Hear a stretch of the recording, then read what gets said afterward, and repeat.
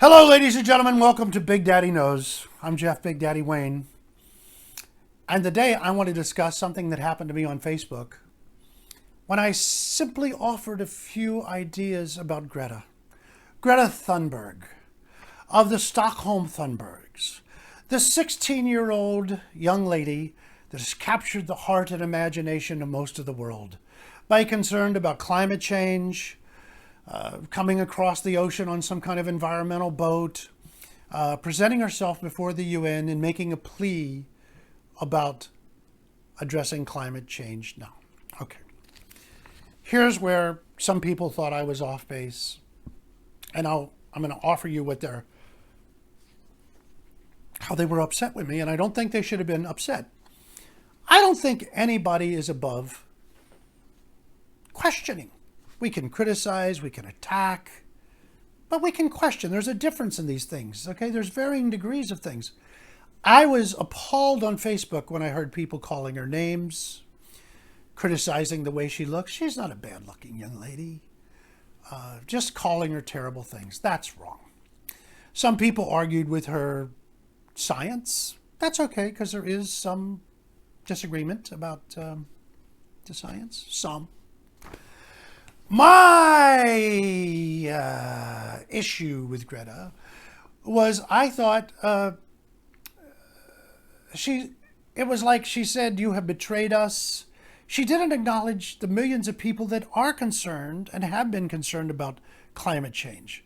The people that have worried about this for years. They've marched, they've made movies, they've contacted their leaders. They what the Paris Accords were about, the Kyoto Treaty.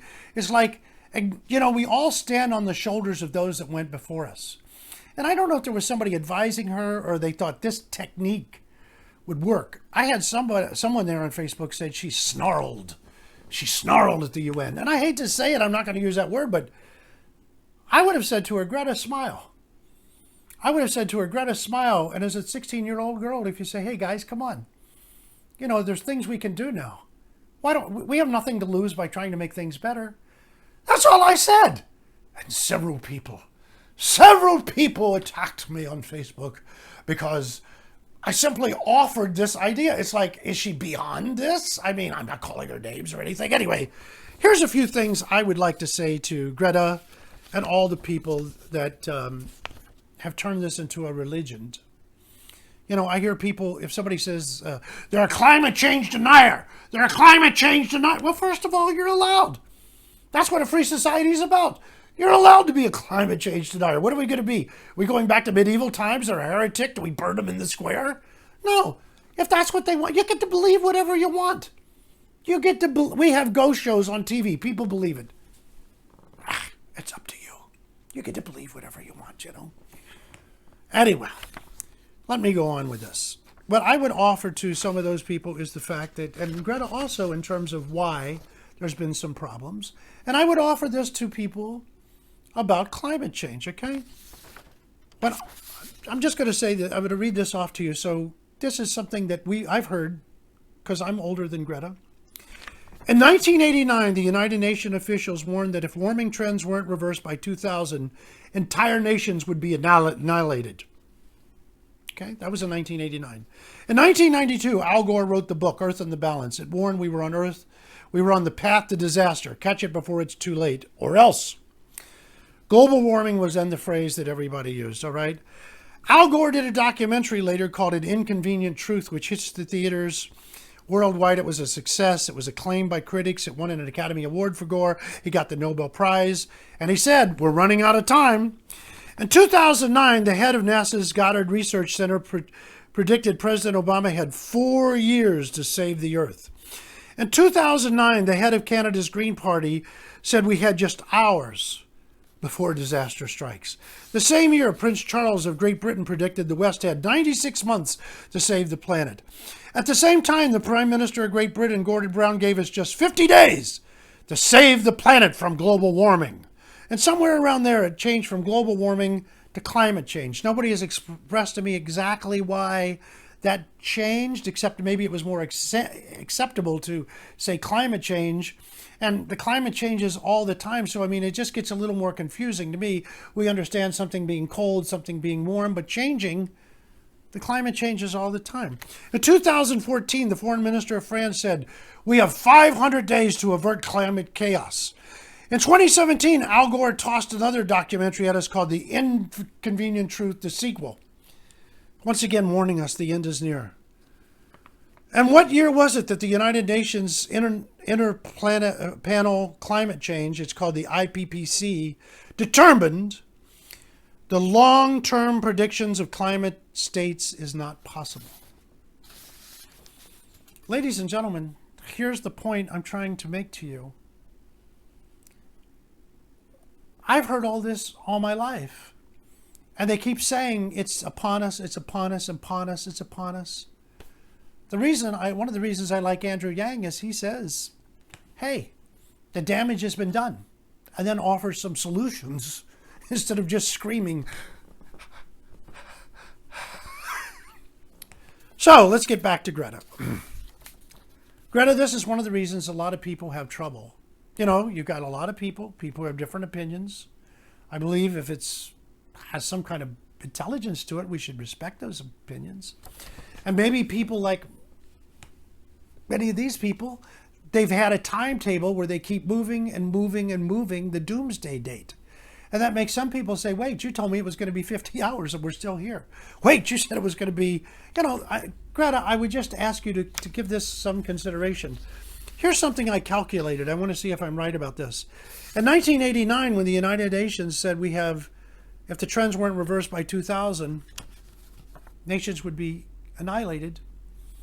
1989, what if Greta was 16 years old then? And by the way, I'm going to get to the guy that attacked me on Facebook viciously and my answer.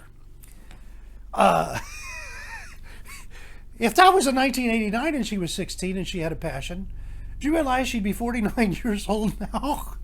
And maybe some doubts, because a lot of the predictions that have been made from the ice caps of Kilimanjaro melting to some of the other ones just haven't surfaced. Warming, yes. Melting, yes. I don't know, ladies and gentlemen. I'm just a comedian. But here's where I was attacked by just saying, Greta, smile. Greta, acknowledge some people have cared. That's all I was saying. I mean, God bless her. Anyway, this guy says to me, he used curse words, profanity, either showing a lot of anger or passion, or it's supposed to indicate outrage, outrage.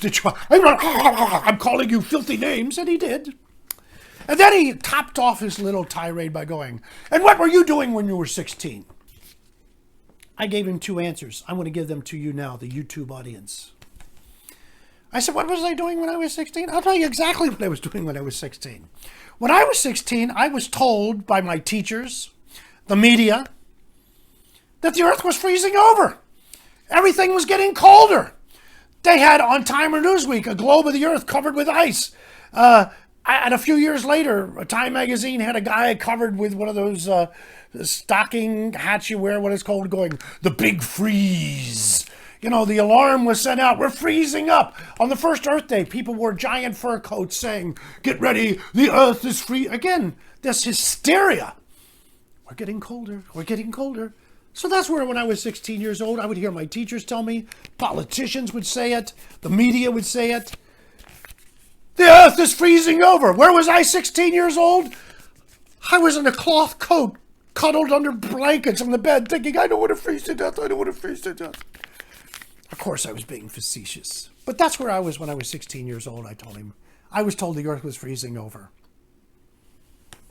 But then I asked him a question. This was my next post. What were you doing when you were 16? He didn't answer the question. Now, here's what I could have done. I could have been just as nasty as him, but there's an old saying. I believe it's a Chinese saying. Don't become the monster you're fighting. I really believe that. Don't become the monster you're fighting. You may notice the Democrats and Republicans have turned into the monster they're fighting. That's where Andrew Yang comes in. Maybe that's from his heritage, that saying, don't become the monster you're fighting. Because, you just turn into the monster. Here's what I could have said to him. What were you doing when you were 16? Were you worried about climate change? No, I bet when you were 16, you were smoking pot, reading girly magazines, and beating off. That's what you were doing. Listening to your music on your headphones, rocking your head back and forth. Or I could have said, when you were 16, were you in a monastery? Were you researching God? Were you praying? Were you in an environmental group? I think if you were, you would have answered my post. But maybe you have some slither of self-respect and realized that you were smoking pot, reading girly magazines, and beating off. And I suspect you're still doing it. You were probably high as a kite when you posted that to me. So I think this is a very educational video today. And maybe I gave you a few laughs. And maybe Greta, smile.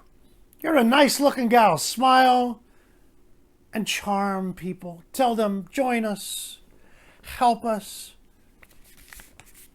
and join me on Big Daddy Knows. Subscribe.